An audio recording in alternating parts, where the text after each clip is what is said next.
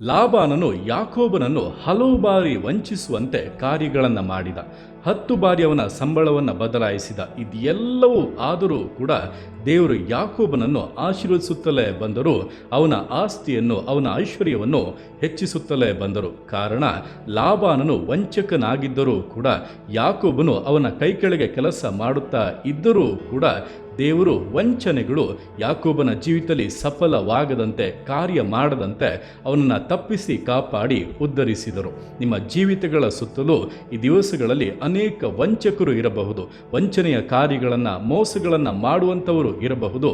ಭಯಪಡಬೇಡಿ. ಅವುಗಳಿಂದೆಲ್ಲ ನಿಮ್ಮನ್ನು ತಪ್ಪಿಸಿ ನಿಮ್ಮ ಕರಗಳಲ್ಲಿ ಬರಬೇಕಾದದ್ದು ಪೂರ್ಣವಾಗಿ ಬರುವಂತೆ, ನೀವು ಅಭಿವೃದ್ಧಿಯನ್ನು ಕಾಣುವಂತೆ ದೇವರು ಕಾರ್ಯಗಳನ್ನು ಮಾಡುತ್ತಾರೆ. ಆದ್ದರಿಂದ ದೇವರೊಟ್ಟಿಗೆ ಅನ್ಯೋನ್ಯವಾಗಿ ಜೀವಿಸಿ ನಷ್ಟಗಳು ಲಾಭವಾಗುವುದನ್ನು, ತಡೆಗಳು ಮುರಿಯಲ್ಪಟ್ಟು ಆಶೀರ್ವಾದ ಪೂರ್ಣತೆ ಉಂಟಾಗುವುದನ್ನು ನಿಶ್ಚಯವಾಗಿ ಕಾಣುತ್ತೀರಾ?